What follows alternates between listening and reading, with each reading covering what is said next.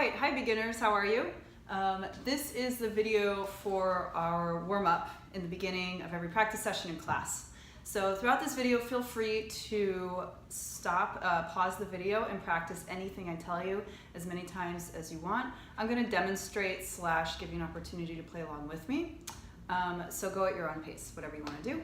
So the first thing we're going to do is some long tones. Let's start on the D string. And I'm going to set up my bow, make sure that I am perpendicular, I'm not crooked in any way. And we'll go ahead and begin.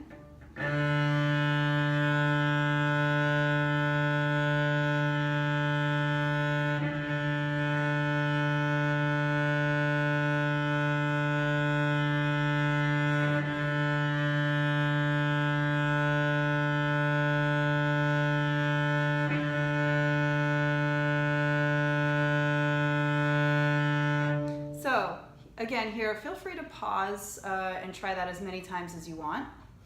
What I would say is that you can experiment with different speeds. I'm using a relatively slow speed here. You can speed it up a little bit.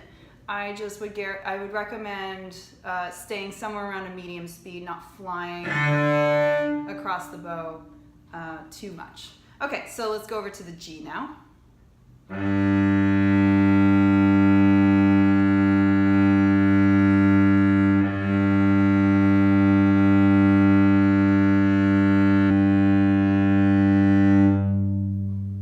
Feel free to pause if you want. And what I'm listening for is just a really big open sound, so I want to make sure that I'm creating resonance, right? I'm also watching my bow to make sure that it's where it needs to be and that it doesn't drift and that my bow isn't starting to creep around at an angle. Okay, and then finally let's go over to our A string. And now be prepared. When we go over to the A string, you want that elbow to be really open and straight, almost completely straight. Okay, here we go.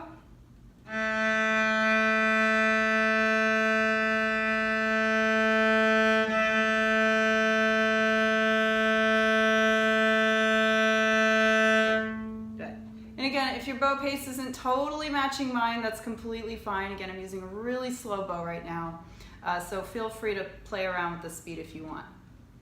Okay, so our next warm-up is going to be our D major scale.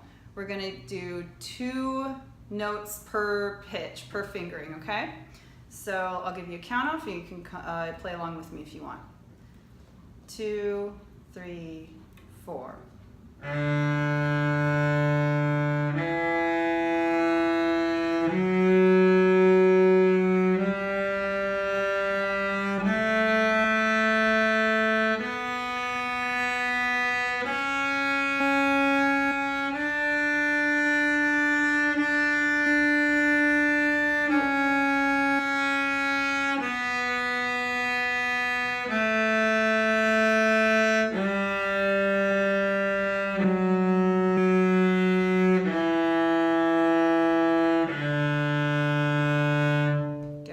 So again, feel free to pause and try that as many times as you want. In fact, I would recommend trying it 3 to 5 times every time you practice. If you want to start out first by just plucking it, that's totally fine. So you get that warm up in your fingers first. And then what I'd recommend doing is focusing on your bow, just like you did with the long tones for the scale, so that you really check and make sure that your bow stays very coordinated as you do this scale. All right, so the last thing that we're going to do is I'm going to have us go through a D major scale one more time, and we're going to use long tone bows. So I'm going to use my whole bow for every single note, and as a result it's going to be 4 beats per note. So because the notes are so long, this can be kind of hard to track, so what I would recommend doing is putting on a metronome. I've got my really old school analog one here, but if you go ahead and download one on your phone or your tablet, there are a million metronome apps. In fact, I would just search for the word metronome and you should be able to find it. So let's see here. Let's set this at 2, 3, 4. I have this set at 71, which sounds like this. And I'm just going to leave this on so we can keep track. Remember, we're going to listen for 4 beats per note, and then we're going to change the bow. Okay, so here we go. 1, 2, 3, 4.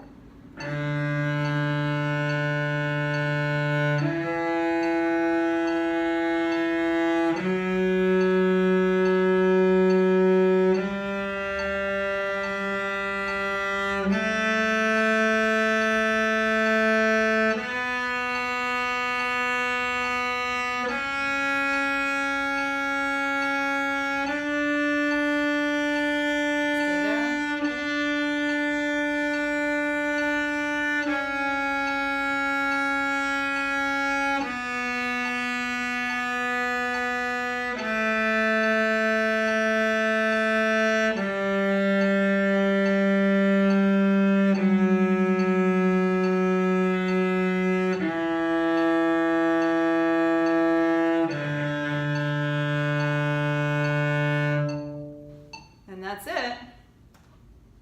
So there you go. Try that a couple of times too. Again, 3 to 5 times, that longer bow. You would be absolutely amazed at how much easier it will make your practice session if you do these warm-ups first.